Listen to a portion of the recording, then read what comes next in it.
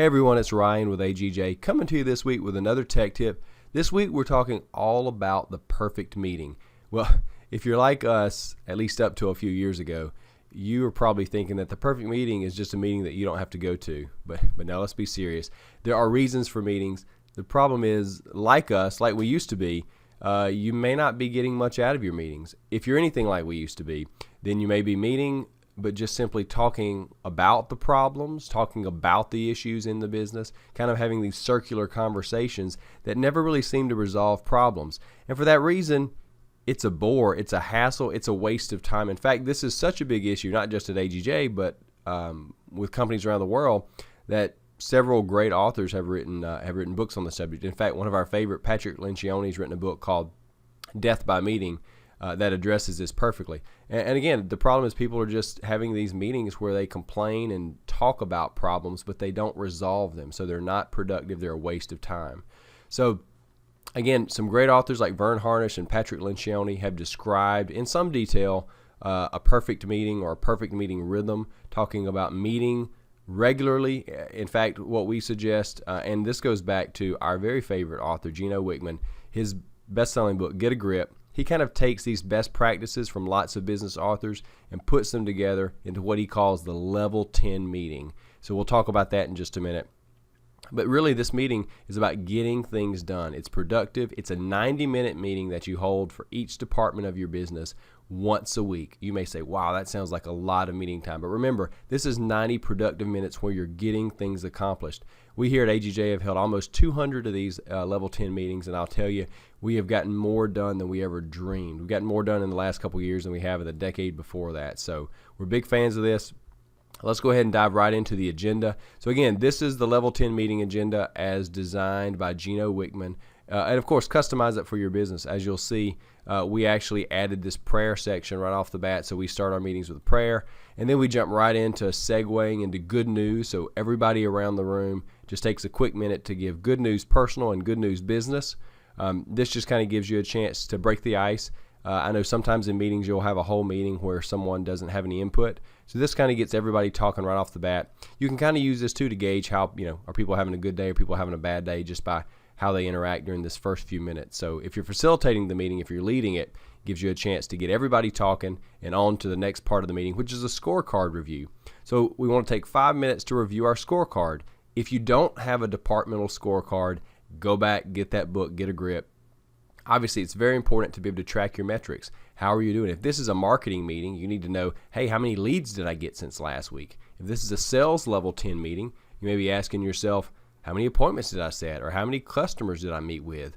So again, all these numbers should be on your scorecard, and you should take just 5 minutes to review that scorecard.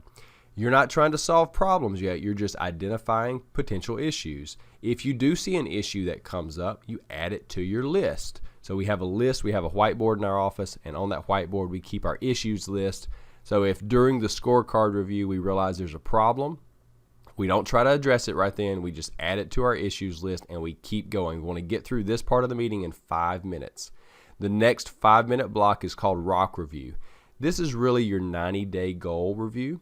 So for example, if you're halfway through the quarter and your quarter was to sell 100 widgets, well then you should be around 50. So if you're at 50, you would say, hey, I'm on track. If you're at 20, you would say, hey, I'm off track. And then whoever's running the meeting would say, well, do we need to add that to our issues list? Do we need to try to talk about that and find out how to solve the problem before we get to the end of the quarter? Because you don't want to know that someone missed their quarterly goal on the last day of the quarter. You want to know that during the quarter so you can work with them to resolve the issue before it becomes a problem.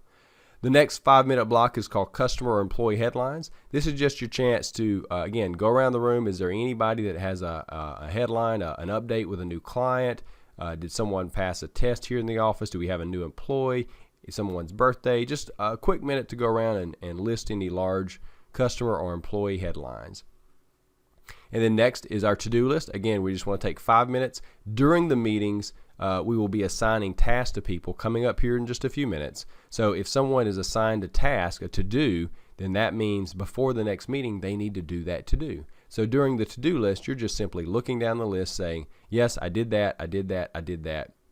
If you didn't do something, say, hey, I didn't do that one, and then we can decide, does that need to go back to the issues list for someone else to try to tackle it, or do I need to take it for another week and make sure I resolve it this time? This is not a wish list. This is a to-do list. If it goes on the to-do list, it needs to get done. So now, the real heart and soul, the meat and potatoes of the meeting is the IDS segment. That's a full hour. And if you just get started, you may decide you need more time to try to knock out more issues. If you've been doing this for a while, you may be able to shorten this block where you're actually spending a little bit less time. But the recommended time to start is 60 minutes. So IDS stands for Identify, Discuss, and Solve. So that issues list that we've been making all day, this is where we actually start addressing those issues. So the way it works, you may have an issues list of 5 or 10. Heck, the first time we started, we had almost 70 issues. So when we got to the IDS section, someone just simply shouted out which one they wanted to be the first one. So if there was an issue about, hey, Bob needs a backup because he's going to be on vacation in 2 weeks, if that's an issue, then someone can say, hey, let's talk about Bob's backup. That's number one. So you'll go ahead and pick the first 3 issues you're going to talk about and start with the most important. And you discuss it and then solve it. You don't talk about another one until you've discussed and solved the first one. And guess what? If it's a really big, hairy issue, you may spend the whole 60 minutes resolving that one issue. But if you've picked right, and that's the most important one, then you've had a productive hour. You've resolved your most important issue. There are weeks that we get through 1 or 2 issues because they're big issues and they require a lot of thought. There are weeks that we get through 15 or 20 issues because we have many small issues and we can resolve them quickly. So typically, when you find out what you need to do to solve an issue, it generally includes a to-do for somebody. For example, if Bob was going on vacation, maybe you needed to let Tim know that he needs to cover for Bob. So someone in the meeting would say, okay, I'll take a to-do to let Tim know that he needs to cover for Bob while he's on vacation. So that would be a to-do for somebody. So typically, you knock off an issue by having a to-do to work on it before the next week. And if it's a big issue, you may want to break it up into smaller chunks so that they can be knocked out in a timely manner. So remember, the IDS is really the heart and soul of the meeting. So you don't want to rush through that. You want to make sure you identify the issue, get to the heart of it. Don't just hit it at a very high level. Discuss it. Give everybody a chance to give input.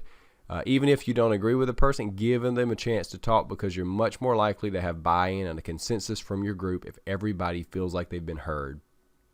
So at the end of the 60 minutes, and remember, keep it on time. The worst thing you can do with a meeting is let it run over. Respect everyone's time and end the meeting on time. So that means right now we should be at the hour and 25-minute mark when IDS is ending. So the last 5-minute block is conclude.